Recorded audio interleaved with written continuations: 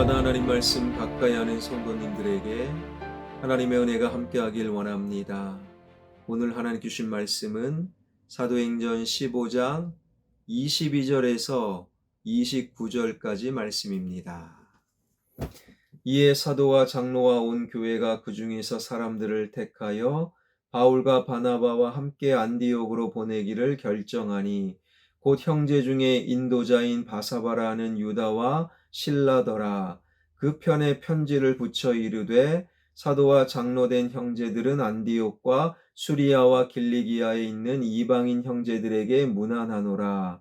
들은즉 우리 가운데서 어떤 사람들이 우리의 지시도 없이 나가서 말로 너희를 괴롭게 하는 마음을 혼란하게 한다 하기로 사람을 택하여 우리 주 예수 그리스도의 이름을 위하여 생명을 아끼지 아니하는 자인 우리가 사랑하는 바나바와 바울과 함께 너희에게 보내기를 만장일치로 결정하였노라. 그리하여 유다와 실라를 보내니 그들도 이 일을 말로 전하니라. 성령과 우리는 이 요긴한 것들 외에는 아무 짐도 너희에게 지우지 아니하는 것이 옳은 줄 알았노니 우상의 제물과 피와 목매어 죽인 것과 음행을 멀리 할지니라.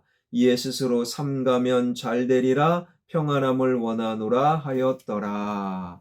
아멘.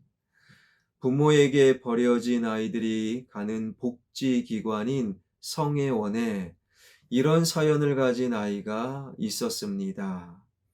아동의 모 누구누구 27세 미혼모로서 00년 0월 0일 애인 모모와 함께 성바오로 병원을 방문하여 응급 분만하였으며 영아는 미수가 및 선천성 매독 진단을 받고 신생아 중환자실로 입원됨. 00년 0월 0일 모 누구누구는 영아를 유기하고 도망하였고 영아는 00년 0월 0일부터 00년 0월 0일까지 인큐베이터 케어를 받았으며 현재 건강 상태가 호전되고 매독에 관한 추가 조치가 필요하지 않다는 의사소견이 있어 동대문구청 가정복지과에서 아동센터에 입소 의뢰하였다. 이 어린아기는요, 태어날 때부터 몹쓸 매독 환자로 태어났습니다. 그 부모는 태 속의 핏덩이를 매독 환자로 만드는 것도 모자라 아기를 낳은 지 이틀째 되는 날 아기를 병원에 버려두고 도망가 버렸지요. 그러나 그렇듯 가련하게 버려진 아기를 위해 여러 기관, 많은 분들이 수고하고 애써 주셨어요. 성바오로 병원은 아기의 생모가 이틀 만에 도주하였음에도 아기를 내팽겨치지 않고 미숙아로 태어난 아기를 한 달 이상 인큐베이터 케어로 보살펴주고 또 매독 증세를 완치시켜 주었지요. 그리고 좀 더 큰 병원 서울시 어린이병원으로 이동되어 아기의 건강은 더욱더 회복되었습니다. 그 후에 아동복지시설인 성애원으로 아기가 입소되어 그 아기는 지금 출생의 아픔과 불행을 딛고 행복하게 잘 자라고 있는 것이지요. 태어난 지 채 1년도 되기도 전에 아기가 거친 과정과 겪은 이야기는 실은 이 세상 이야기의 축소판이기도 하지요. 이 세상은 헤아릴 수 없을 만큼 많은 사람들이 있지만 모든 사람들은 크게 두 부류로 분류됩니다.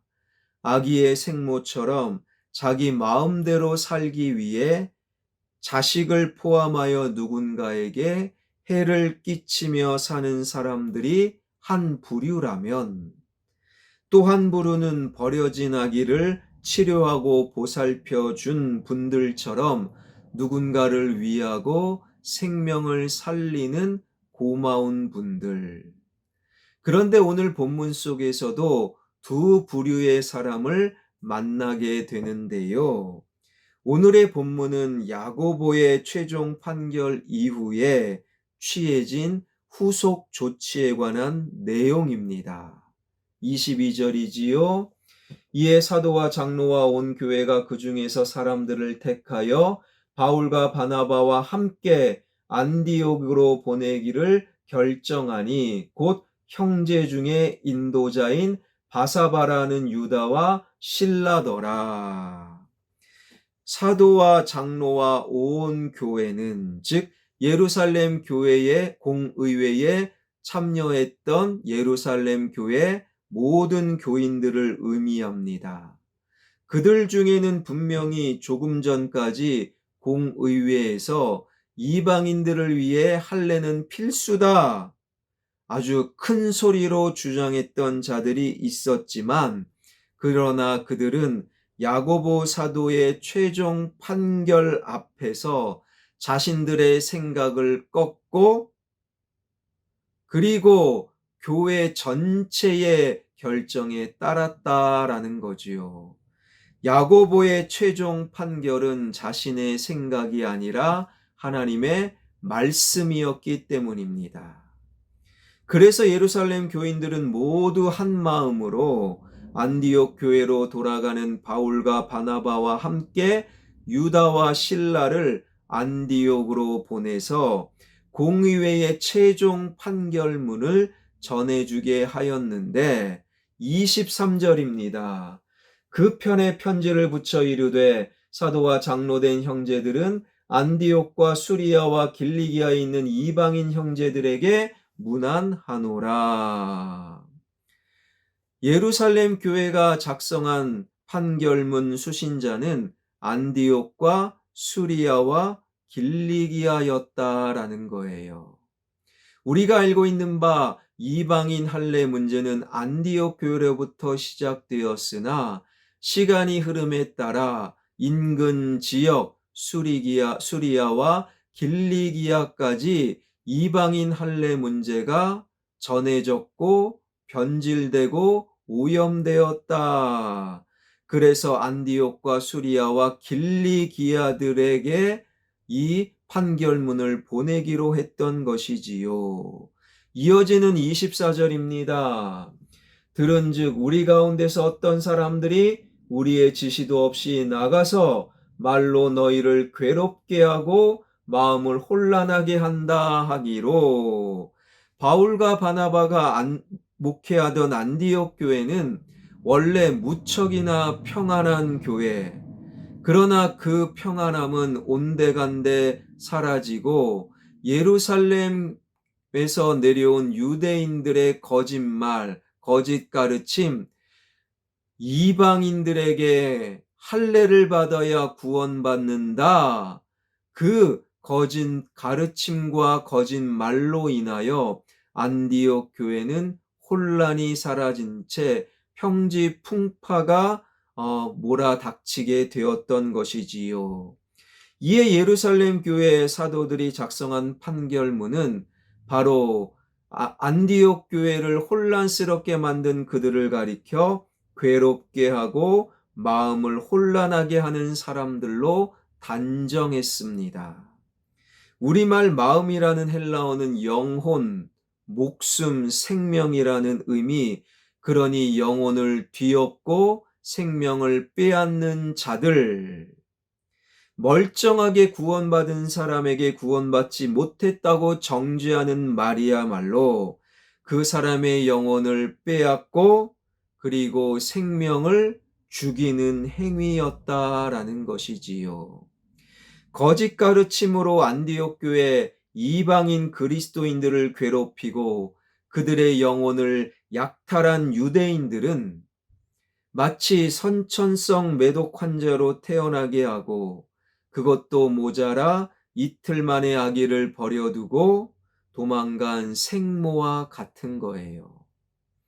반면에 이방인 그리스도인에 대한 할례 금지를 만장일치로 가결하고 바울과 바나바와 함께 유다와 신라를 안디옥으로 직접 파송하기로 한 예루살렘 교회 교인들은 그대로 두었으면 비참하게 죽었을 아기를 치료하고 보살펴 잘 자라게 해준 고마운 분들인 거지요. 내가 어떤 삶을 사느냐에 따라 갓 태어난 아기와 안디옥의 교인들처럼 누군가의 영혼이 약탈당할 수도 있고, 반대로 죽어가는 영혼이 천사처럼 회복될 수도 있습니다.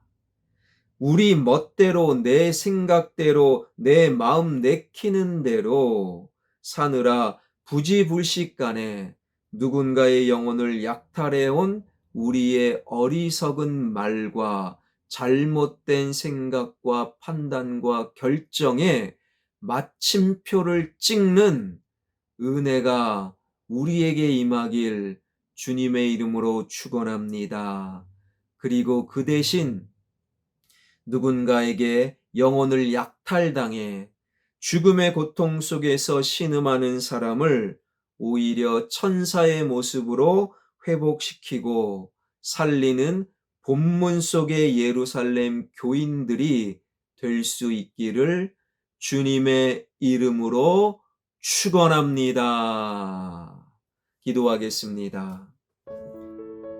온 세상이 혼란하고 마음을 무너뜨리고 영혼과 목숨을 약탈하고 빼앗는 악한 이 시대에 하나님 말씀을 가까이 함으로 우리 말과 행동과 선택과 결정이 영혼이 약탈되어 힘겨워하는 그들의 영혼을 오히려 천사처럼 회복해 하는 하나님의 사람들 우리 모두가 되게 하여 주옵소서.